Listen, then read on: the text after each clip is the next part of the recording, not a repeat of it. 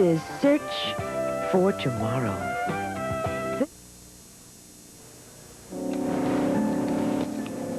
Okay, come on. Hurry up. I don't want to stand here all day holding this thing. Why, you're no stranger to guns. What's the big deal? The big deal is my arm's going to get tired. Besides, as far as the guns go, I never had to shoot that many people, I'm proud to say. I relied on my wits and a little karate when the chips were down. Okay, now the coroner's report showed an angle of fire to rise, yet Rusty was hit directly in the heart. Mm-hmm. Now, you and Travis are about the same height, right? Yeah, right, almost exactly. Okay, from the way that you're holding the gun, you'd have to shoot Rusty from a crouched position in order that the bullet could rise and hit him directly in the heart. You know, Tom, that's what I like about you. You're so nice and graphic. I really get the picture. Okay, relax. Thank you. We got what we need. Okay, Perry Mason, what do we have? With all your measurements and my sore arm, we got the line of fire established, the angle with which the bullet entered Rusty's heart. What more do you need? Any information that we can feed into the computer. Any connection, no matter what. Well, how do you translate it was definitely not a professional hit into computerese? We give Aja the facts, and then she does the rest. Yeah? Tell you one thing, I know for sure a professional couldn't have messed it up this badly. Whoever it was, whether they were from that European syndicate, Banque Due, or one of the local Washington agencies, they would have come in here. They would have made their hit clean and sure and gotten out without leaving any traces. You think an amateur did it?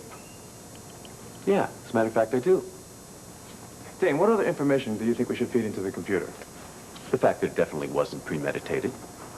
Spur of the moment. Why? Tom, if you made up your mind to kill somebody, wouldn't you take a weapon with you? I mean, the person wouldn't have just walked in here intending to shoot Rusty and just kind of hope to find something to do the job with. Unless the killer knew the layout of the house. Or also knew that Rusty had this habit of keeping loaded guns on display. No, I don't think that's the case. Well, actually, look, let's feed this into Aja's almighty computer and see what it says. No, come on, tell me what you think.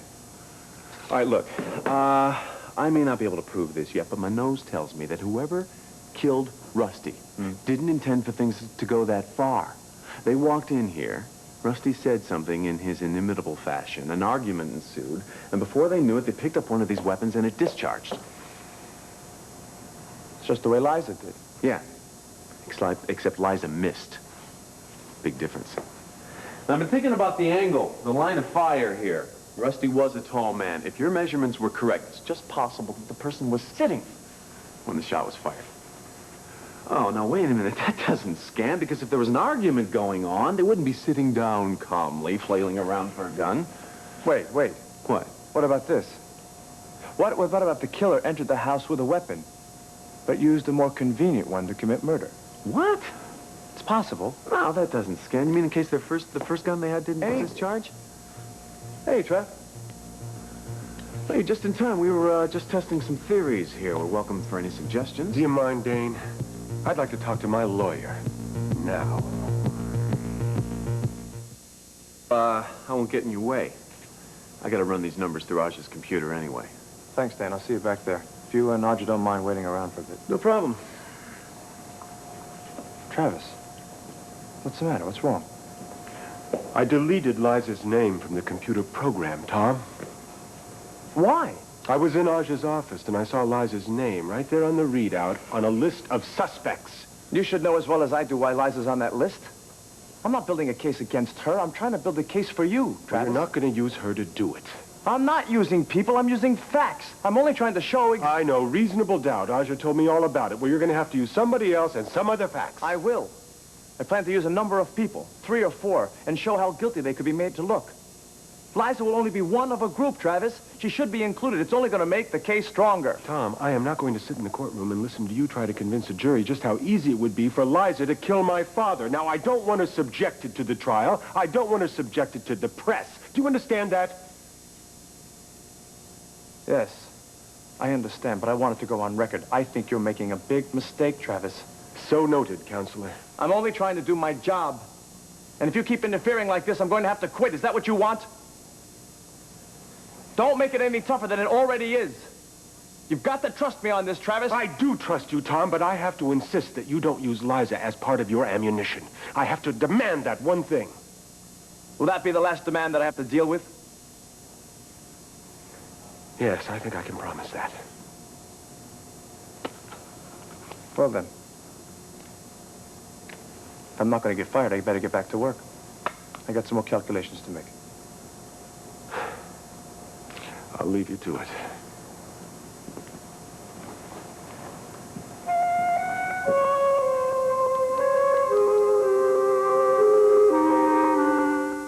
Estimations about the trajectory and the body position. We've got some very important information here. I hope so. Yeah, well, you just keep feeding me this kind of information, and we are going to prove beyond a doubt that Travis could not have murdered his father.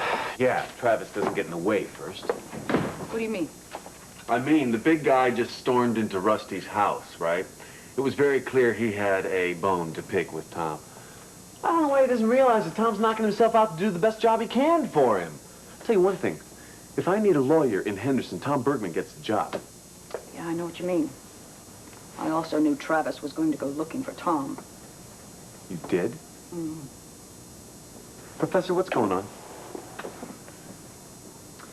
Travis saw Liza's name on the list of suspects when he was in here earlier.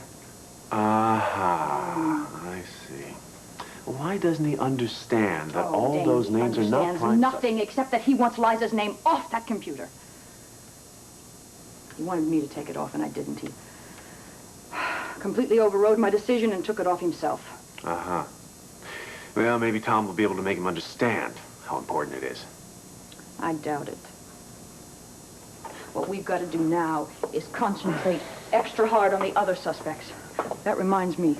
Did you talk to that garage attendant at Warren Carter's apartment? Oh, yeah. Matter of fact, I did. I asked the bozo if he had seen Mr. Carter's car leave on March 4th. He said, no records. All the records went out. They were thrown out at the beginning of April. Oh, matter of days. Yep. That means that Warren Carter's case is getting increasingly difficult to crack. Oh, no. Oh, no, he is still a very probable suspect. You think so? Hmm. I'll tell you what. Run it through your little magic gizmo there, okay? Run up Warren Carter's probability ratio. I will tell you that it is not very high. No, it is still too early. Now, we cannot make assumptions at this point, Dane. Okay, Professor, okay. Oh, Go easy, Dane, go this easy. is so important. If I never do another valuable thing in my life, I must prove that Travis did not murder his father. I've got to do this thing, Dane. Don't burden yourself unnecessarily, okay? I don't think Travis would want you to feel that you have to prove that he's innocent. All I know is what I want. And you know, I've known it since that day I was loaded on the ambulance after the accident.